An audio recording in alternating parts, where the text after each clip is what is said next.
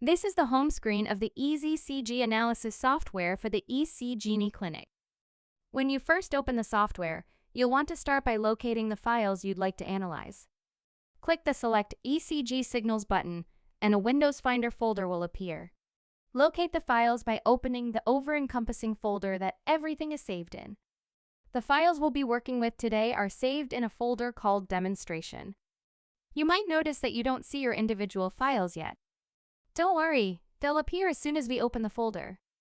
Once opened, on the right-hand side of the screen, you'll see the datasets.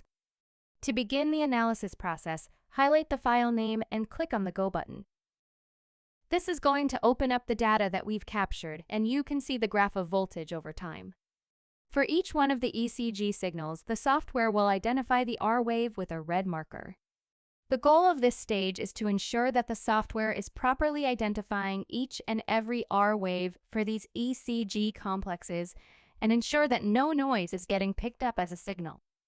On the bottom, we have a bit of information telling us about the data on the screen. We have the number of signals, the heart rate, and the heart rate variability.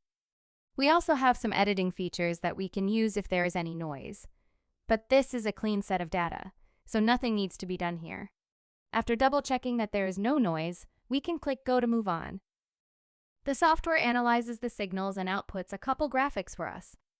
On the left, we have our snapshot, which is a breakdown of how the software identifies the P, Q, RS, and T waves.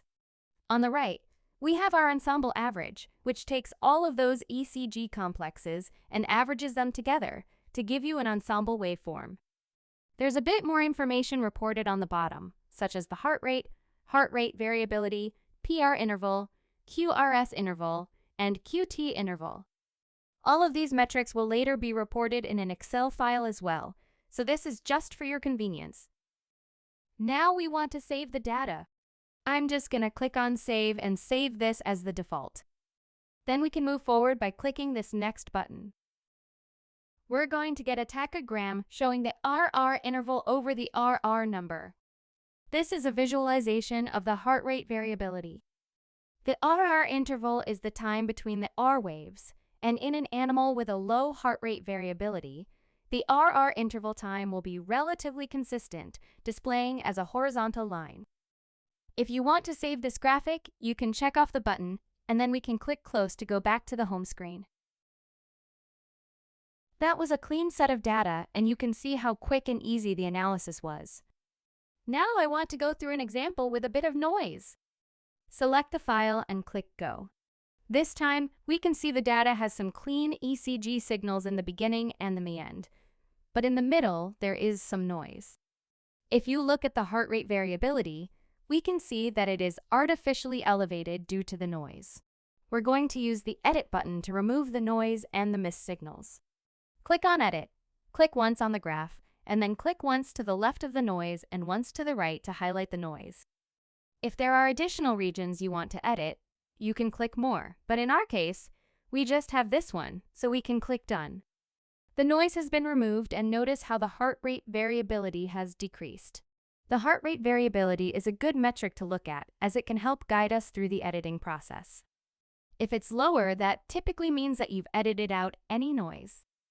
If it's higher, it could mean that there is some noise that still needs to be edited, or it could be a phenotype of your animal. You'll just want to double-check you didn't miss any noise if it's higher. Keep in mind, though, that you only want to edit out noise, not real signals. We don't want to get rid of any data for the sake of lowering the heart rate variability alone. We only want to edit data if they are not real signals. At this point, we can move forward by clicking Go again. We get the snapshot and ensemble average, and we can save our data. This time we can save the data using the Quick Save button. This will save the file to the same location as previously and automatically bring us to the tachogram.